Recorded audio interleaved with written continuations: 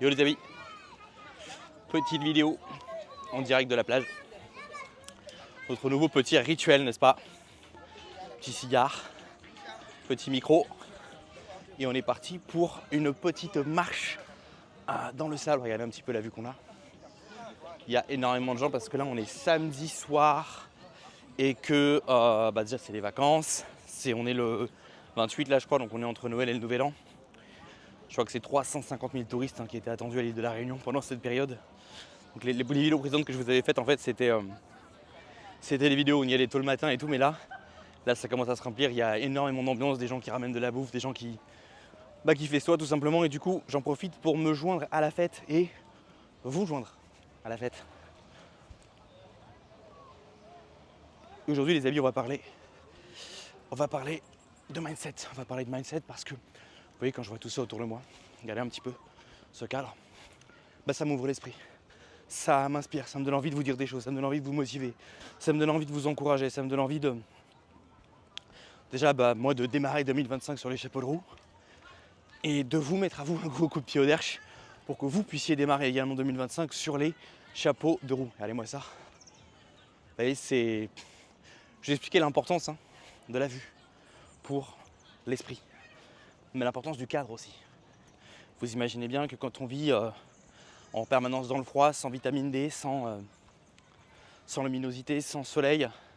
Encore que j'ai pas de problème particulier avec le froid, mais c'est surtout il y a une différence entre froid.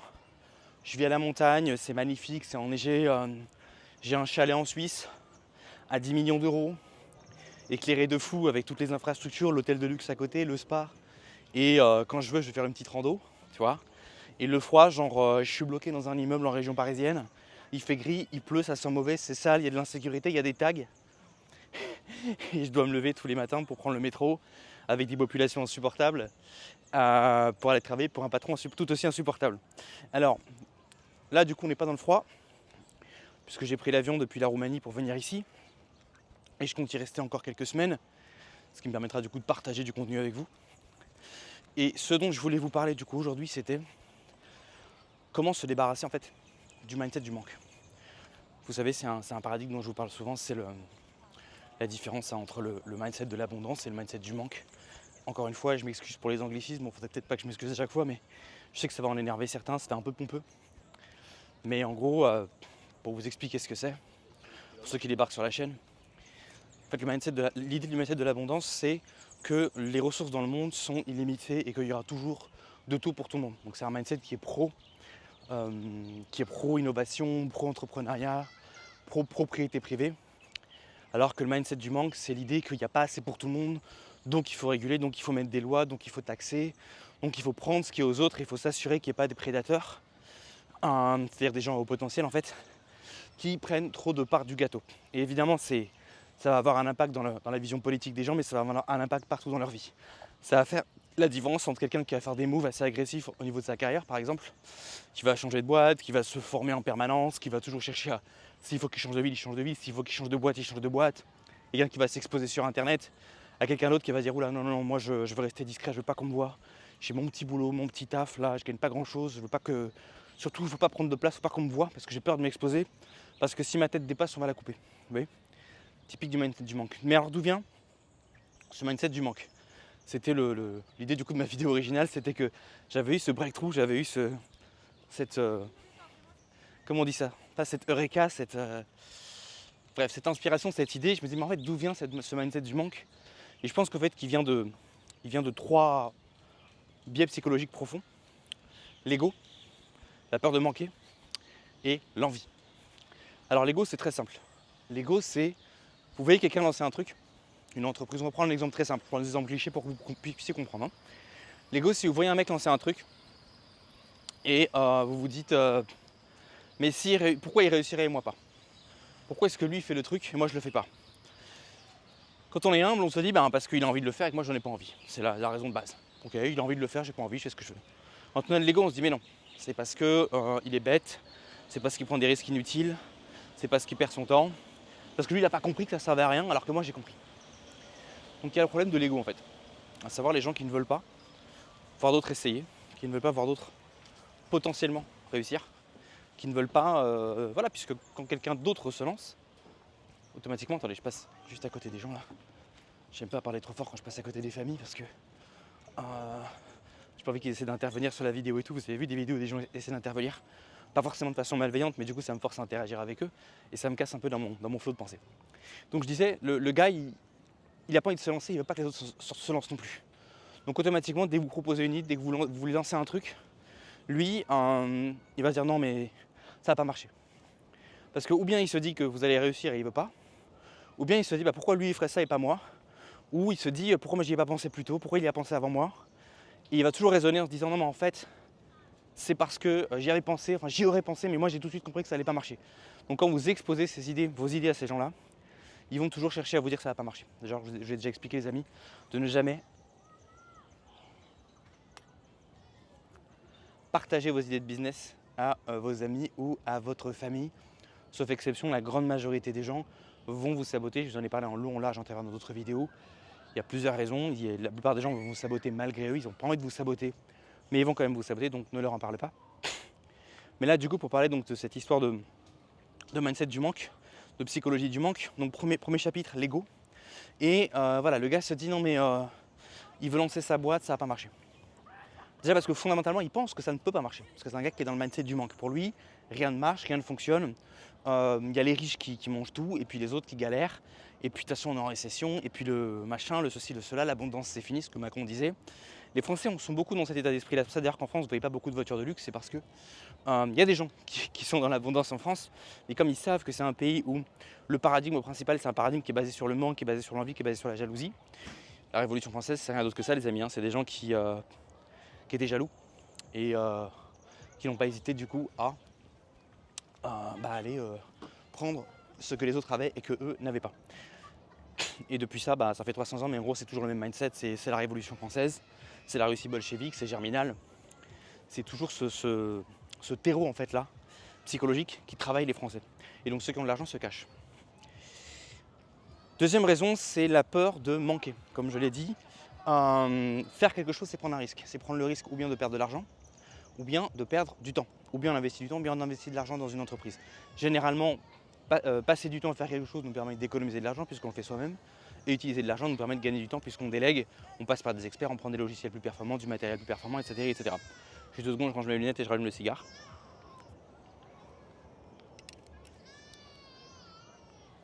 Hop. Comme ça, vous pouvez voir les beaux paysages qui sont autour de moi en même temps.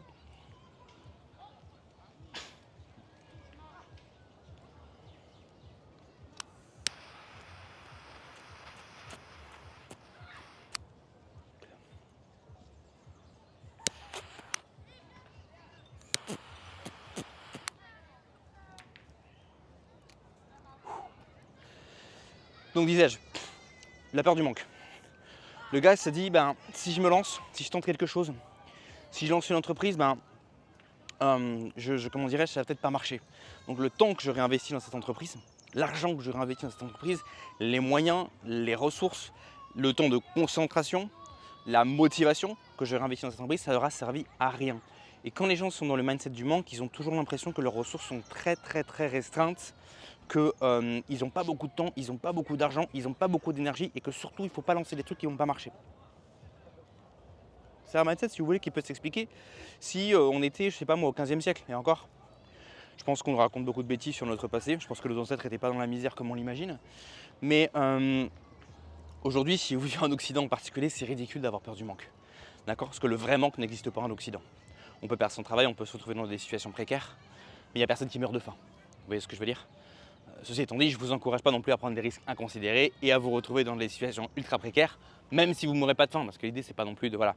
Mais ce que je veux dire, c'est que se dire, allez, je passe 2 heures par jour en rentrant du boulot à monter un truc, quel qu'il soit, un truc en ligne, hors ligne, faire de la prospection, proposer mes services, améliorer ma présence en ligne, me former, que ce soit par exemple via l'achat d'une formation béto-armée, comme celle que vous pouvez retrouver dans la description d'Empire Digital. Non, je rigole, je ne vends pas encore de formation, mais abonnez-vous à la newsletter, ça ne saurait tarder. Mais que ce soit par exemple en achetant, en utilisant votre compte CPF, en allant acheter un truc sur Udemy, en allant acheter un bouquin, ou en achetant un coaching, ou en achetant une formation d'un formateur auquel vous avez confiance. C'est pas en passant 2 heures par jour à essayer de monter votre truc et en investissant 150-200 balles dans une formation que vous allez être dans le manque. Okay, bon, par contre, si un mec vous dit j'ai un pont à te vendre, ça va te rapporter des millions mais il faut que tu investisses 30 000 balles, là effectivement ça peut être risqué. Et encore, il y a des gens pour qui 30 000 balles c'est absolument rien, mais j'en conviens, c'est pas la majorité. Donc voilà, c'est la peur du manque en fait, c'est la peur d'investir du temps ou de l'argent, de gaspiller des ressources en fait, dans des entreprises. Et quand je dis entreprises, c'est aussi une entreprise dans le sens entreprendre quelque chose, même si c'est pas forcément monter une boîte, dans des entreprises qui ont selon eux des chances de succès très minimes. Et c'est vrai que dans l'entrepreneuriat, les chances de succès sont toujours minimes. Même les plus gros entrepreneurs se plantent. Vous savez, Google par exemple, il y a une section chez Google qui est consacrée uniquement à la création de start-up. Et vous avez tous les mois, ils tentent de lancer un nouveau truc dans tous les domaines en fait. Par exemple, ils avaient inventé un truc, c'était un espèce de machin qui flotte et qui utilise l'énergie des vagues pour faire de l'électricité. Et ils tentent des trucs. Et 9 fois sur 10, ça se plante. Et vous comprenez que si des gens chez Google, 9 fois sur 10 se plantent en lançant des startups, alors qu'ils sont capitalisés, alors qu'ils sont en contact avec les plus grands cerveaux du monde, ça veut dire que vous n'allez pas faire mieux, ce que je veux dire. Donc il ne faut surtout pas avoir peur de l'échec. Par contre, ce dont il faut avoir peur, c'est d'investir trop de temps ou trop d'argent. Le temps, je pense que c'est plutôt objectif, mais pour l'argent, c'est subjectif. Pour certaines personnes, perdre 100 000 € pour essayer un truc, c'est rien. Pour d'autres, 1 000 €, c'est beaucoup. Mais ce que je veux dire, c'est que moi, ce dont j'aurais peur, c'est de perdre beaucoup d'argent ou surtout perdre beaucoup de temps dans un truc qui ne marche pas. Et c'est pourquoi, pour moi, pour lancer un business, ce qui est important, c'est ce que j'appelle le critère de testabilité. C'est-à-dire la possibilité de faire une vente en 30 jours, faire une transaction en 30 jours, avoir une personne qui paye en 30 jours. Alors ces 30 jours, ça peut être 60 jours, ça peut être 90 jours. Le critère de faire une vente, ça peut être un autre KPI. C'est à vous de choisir. Mais je pense que se dire je ne lance aucune idée de business que je ne puisse pas tester en 30 jours, c'est, je pense, une très bonne façon en fait d'éliminer d'office toutes les idées à la con sur lesquelles vous allez passer du temps pour rien. Typiquement, je mets 6 mois, je mets 8 mois, je mets 12 mois à monter un SaaS. Donc un SaaS, c'est un software, un logiciel, une application. Et puis après, je la mets sur l'App Store ou je sais pas quoi. Et puis, il n'y a personne qui la veut. J'ai perdu mon temps. Vous voyez ce que je veux dire? Parce que non seulement vous allez perdre du temps et de l'argent, mais vous allez perdre la motivation. C'est-à-dire que ça va casser votre momentum. Ça va vous démoraliser. Vous n'allez pas vouloir ensuite faire autre chose. Donc pour moi, très important le critère de testabilité. Le business doit pouvoir être testable en 30 jours. On doit pouvoir faire une transaction en 30 jours, même si c'est 1 €. Il doit y avoir un mec qui sort sa carte bleue, qui met ses chiffres, qui met son CCV, et clique sur OK et qui achète votre buy. Vous voyez ce que je veux dire? Pour éviter de perdre son temps. Troisième critère, c'est l'envie. Ça rejoint un peu le Lego. C'est-à-dire, on va reparler de Lego très rapidement parce qu'il y a un truc que j'ai oublié de dire qui est très important. Beaucoup de gens ne se lancent pas, on l'a dit, pour les raisons que j'ai évoquées, mais aussi parce qu'il y a une peur en fait de l'échec, mais pas une peur rationnelle. C'est pas j'ai peur de perdre de l'argent, j'ai peur de passer pour un débile. J'ai peur de passer pour un con. J'ai peur d'être le mec qui a essayé et ça va pas marcher et tout le monde se fout de moi. Parce qu'effectivement en France on n'a pas très pro-entrepreneuriat, hein, même si les mentalités évoluent en fonction, ça dépend des tranches d'âge, ça dépend des milieux bien sûr. Hein. Mais il y a des gens qui, le simple fait de lancer un truc, s'exposer comme je fais là sur internet, en parler autour d'eux, parce que forcément, ils vont pas forcément en parler à leurs amis ou à leur famille, mais simplement, tu sais quand tu lances une boîte, tu es occupé, tu peux pas forcément le cacher à tout le monde, s'il vous recommande de le cacher le plus possible. Mais par exemple, le gars te dit qu'est-ce que tu vas faire? Je vais à la banque. Pourquoi? Parce que j'essaie de lever un financement, par exemple. Vous voyez ce que je veux dire? Mais pourquoi tu lèves un financement? Vous voyez ce que je veux dire? Ou bien, qu'est-ce que tu vas faire? Je vais imprimer des flyers. Tiens, c'est quoi cette boîte de flyers dans ton sac? Vous voyez ce que je veux dire? À un moment donné, ça sort et même si encore une fois, je vous encourage à... Bon, faut pas non plus trop se prendre la tête, hein. Faut pas non plus que ça vous limite, faut pas non plus que ça vous bouffe la vie, mais moi je vous encourage à rester discret. Mais ce que je veux dire, c'est qu'il y a des gens qui ont très peur en fait de lancer un truc, de tenter un truc et de se planter. Juste parce qu'ils vont passer pour des cons. Et alors, ou bien ils passent pour des cons et en fait, tout est dans leur tête, à savoir que tout le monde s'en fout. Et ils passent pas vraiment pour des cons. En tout cas, pour moi, vous passerez jamais pour un con à lancer un truc. Hein. Même si vous lancez 10 trucs et vous vous plantez 10 fois, je serai toujours là pour vous souvenir. Mais il y a aussi, regardez, les mecs qui font des jeux de plage là. Et donc ce que je disais, c'est qu'il y a des mecs pour le coup par contre qui sont effectivement entourés de gens toxiques, qui eux-mêmes souffrent du mindset du manque, puisque je l'ai dit c'est le paradigme par défaut en France, et qui vont les bloquer. Ils vont lancer un truc, non, le fais pas, ça marchera pas, etc.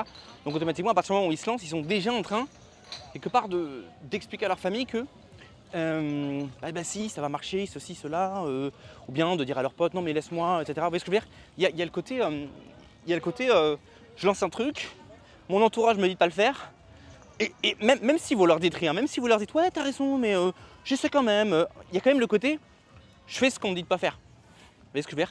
il y a quand même un côté un peu conflictuel finalement, puisqu'il y a des gens qui vous disent concrètement ne le faites pas, et vous le faites, et ben vous vous plantez, bah, automatiquement il y a toute une série de débiles qui vous diront à coup sûr, ah ben je te l'avais dit. Hein. Et ça c'est un truc dont il faut parler, c'est des mecs qui disent je te l'avais dit. Sauf quand vous lancez une boîte, je vais vous prendre un chiffre au hasard, un chiffre assez cliché, j'espère qu'il ne vous découragera pas, ne laissez pas ce chiffre vous décourager, c'est pour l'exemple. Mettons quand vous lancez une boîte, vous avez 9 chances sur 10 que ça se plante. Le moindre débile mental, le moindre bas QI, le moindre bas du front, le moindre passeur de balai chez Decathlon peut venir vous voir et vous dire eh, mais ça marchera pas. Et 9 fois sur 10, il aura raison, il aura l'impression d'être un putain de génie. Il aura l'impression d'être Bill Gates. Oh, j'avais dit que ça marcherait pas. Ah bah il avait raison. Merde alors. J'ai lu 300 bouquins sur l'entrepreneuriat, j'ai passé 1 an à lancer ma boîte. J'ai levé des fonds, j'ai parlé à des investisseurs, j'ai fait du réseautage, j'ai bossé 16 heures par jour. Et ça n'a pas marché. Bah, c'est lui qui avait raison. Lui qui passe ses journées à prendre des substances, à fumer, à boire, qui gagne 1550 € par mois, d'accord, bah, c'est lui qui avait raison finalement. Et lui, il se sent super intelligent parce que, pareil, plus vous avez mis d'efforts, plus vous étiez proche du but, plus il a eu peur, et plus ça lui donne l'impression d'avoir raison sur quelqu'un d'important. Je ne sais pas si vous comprenez ce que je veux dire. Imaginez simplement, je prends l'exemple extrême, hein. Imaginez, vous êtes au States, vous avez voulu lancer un truc, et il y a votre pote débile là qui dit mais ça marchera pas. Et que vous avez un rendez-vous avec Jeff Bezos en personne, putain. Et ben le gars, mec malheureusement ça ne se concrétise pas. Et ben le gars il sera trop content de dire ah ben moi tu vois lui il a eu un rendez-vous avec Jeff Bezos, hein. Ah ben même que moi, bah, c'est moi qui avais raison quand même. Et lui il avait tort.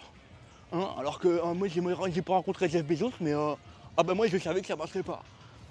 Et ils auront l'impression d'être super intelligents, mais en réalité c'est comme si je prenais un mec qui... Bon, l'entrepreneuriat n'est pas le loto, mais ce que je veux dire, les chances de réussir sont faibles. Donc les débiles qui vous découragent auront raison la majorité du temps. Vous devez accepter ça. Ok ? Par contre, le jour où ça réussit, le jour où ça marche, la fois sur 10 où ça décolle, là ils vont fermer leur gueule. Là, vous ne les entendrez plus. Ou alors si vous les entendrez vous dire des choses comme non mais t'as eu la chance, non mais parce que toi, à un moment donné, il s'est passé ça, t'as connu tel mec, tu connaissais tel mec, c'est pour ça. Ou alors mais ce que tu fais c'est pas légal, hein. Ou alors bah, ce que tu fais c'est dégueulasse, hein, parce que de toute façon vous gagnez de l'argent donc vous êtes un salaud. Donc vous voyez, quand ça va marcher, là changement de discours. On passe de je t'avais dit que ça marcherait pas à moi aussi j'aurais pu le faire, hein, mais ce que tu fais c'est dégueulasse, ou c'est illégal, ou t'as eu de la chance, ou machin, etc. Donc ça c'est le chapitre numéro 1, ego. Le mindset du manque, c'est un gros problème d'ego, c'est la peur effectivement des gens d'être face à ces débiles et de se planter et grosso modo de donner raison aux débiles. Troisième chapitre auquel je voulais en venir, c'est l'envie. L'envie et l'ego évidemment c'est lié, mais c'est pas exactement la même chose. L'ego c'est j'ai peur de passer pour un con si ça marche pas. La peur du manque c'est j'ai peur de gaspiller des ressources.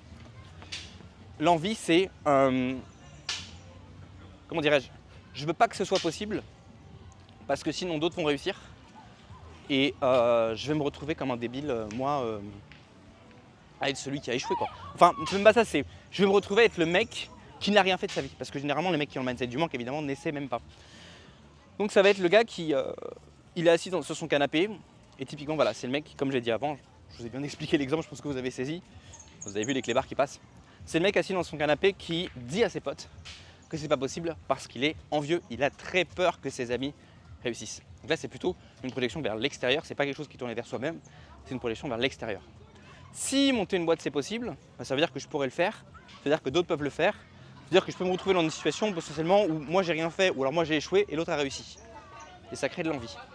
Il vaut mieux se dire c'est impossible, rien ne fonctionne, rien ne marche, rien n'est possible, et puis comme ça, bah, on se rassure, on dort bien sur ses deux oreilles et on continue d'avoir sa petite vie, une petite vie dont on n'est pas satisfait parce que je fais une grande distinction entre le mec qui a une vie posée, simple, et qui en est pleinement satisfait et qui ne fait pas chier les autres, qui ne va pas décourager les autres, et le mec en fait qui fait genre ah oui mais moi, non, moi je suis tranquille, je m'en fous. Hein.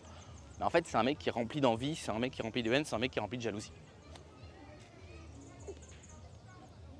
Méfiez-vous énormément de ce mindset les amis. Je pense que c'est évidemment le paradigme par défaut en France, mais c'est même peut-être le paradigme par défaut chez les êtres humains. Vous savez qu'ils ont déterminé, scientifiquement, il y a énormément de posts un peu putaclic où ils vous disent les traits de personnalité des millionnaires, machin, mais il y a une étude scientifique qui a été faite sur les traits de personnalité des millionnaires, et l'un d'entre eux, c'était, je crois que c'était openness, un truc comme ça. Et en gros, c'est l'ouverture d'esprit, l'ouverture à de nouvelles expériences. Quand je dis ouverture d'esprit, c'est pas être pro, faire venir 350 000 Afghans en France. C'est pas ça l'ouverture d'esprit. L'ouverture d'esprit, c'est ok, il y a un truc nouveau, je connais pas. Au lieu d'avoir peur, au lieu de dire ça va prendre mon job, au lieu de dire ça sert à rien, on se dit ok, comment ça peut être utile, comment ça peut marcher. Est-ce que je peux en tirer avantage, est-ce que je peux monter un truc avec ça, est-ce que je peux ajouter ça à mes workflows, à mon équipe, à mon entreprise pour l'améliorer. Vous voyez ce que je veux dire? Est-ce que là il y a une opportunité? C'est ça l'ouverture d'esprit. L'ouverture d'esprit, c'est dire ok, on a toujours fait comme ça, on a toujours fait A. Maintenant il y a un mec qui fait B. Est-ce qu'on peut pas ajouter ça à notre workflow? Est-ce qu'on peut pas utiliser ça? Tu vois ce que je veux dire? L'ouverture d'esprit, c'est de dire ok, avant les voitures étaient toutes à essence, maintenant elles sont toutes électriques. On en pense ce qu'on veut. Moi je pense qu'il y a beaucoup de buzz inutile là-dessus, mais c'est en fait c'est une tendance dans le marché. Est-ce qu'il y a un moyen pour moi de gratter un billet là-dessus? Est-ce qu'il y a un moyen pour moi d'aller me greffer sur cette tendance du tout électrique, monter un truc là-dedans et effectivement avoir accès à de nouvelles opportunités. Sachant que des fois les nouvelles opportunités ne sont pas évidentes tout de suite. Il faut d'abord mettre un pied à l'étrier, d'abord commencer à se lancer dans une industrie en particulier. Et c'est en faisant qu'on se rend compte qu'il y a des opportunités. Et généralement, l'opportunité ne sera pas du tout ce à quoi vous avez pensé au début. Je prends un exemple très simple. On vous dit, l'IA c'est une opportunité, je vais faire une agence d'automatisation IA, machin. Vous commencez à pitcher les gens, mais vous vous rendez compte qu'en fait, la plupart des gens que vous pitchez ne sont pas très intéressés. Et puis un jour, vous parlez à un mec et il vous dit un truc, je sais pas, c'est un mec qui a un garage auto. Et il vous dit, je prends un exemple, c'est n'importe quoi mon exemple, mais il vous dit, moi en fait j'ai un problème avec les clients, ils se trompent toujours de roue. Et j'aimerais qu'ils arrêtent qu'on arrête de passer une heure à parler de la taille des roues de la voiture. Et vous vous dites, mais ça te dirait que je te crée un terminal automatisé ou simplement tu prends une photo de ta roue et c'est l'IA qui va déterminer la bonne taille. Et peut-être que le mec il va vous dire ouais carrément. Et qu'en fait pour son business en particulier, ce truc-là, qui pourtant pourrait être utilisé par n'importe qui d'autre, mais que lui, dans sa niche, à cette époque précise, à ce moment précis, ça va être intéressant pour lui, qui va en parler à ses potes et que vous n'allez même pas comprendre vous-même pourquoi, mais vous allez vous dire ok là il y a juste un marché. Et développer ce marché-là. Et peut-être même qu'à un moment donné, la boîte elle décolle, vous gagnez une tonne de fric, et vous ne comprenez toujours pas pourquoi ça a marché là-dedans et pas dans autre chose, alors que potentiellement ça aurait pu marcher dans autre chose. Le marché n'est pas logique, les amis, gardez bien ça en tête. Le marché n'est pas logique.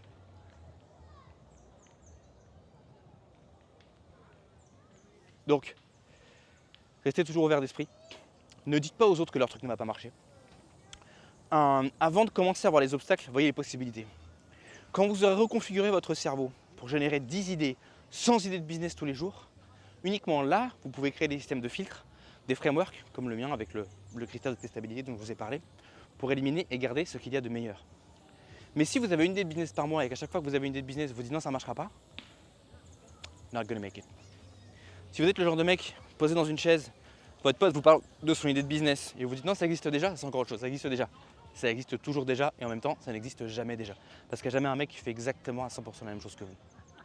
Mais vous êtes le genre de mec, vous dire ça existe déjà, ça ne marchera pas, personne n'a de soucis, etc. Not gonna make it. Soyez le mec qui dit ok c'est intéressant, mais comment tu vas faire ton marketing? Est-ce que tu as pensé à ça? Soyez ouvert, soyez le mec qui pose des questions ouvertes, soyez le mec qui stimule la discussion. Soyez le mec, surtout si vous n'êtes pas déjà lancé dans un truc, soyez le mec qui essayez encore et encore et encore et encore les amis. Je termine ce petit cigare, termine la petite marche sur la plage.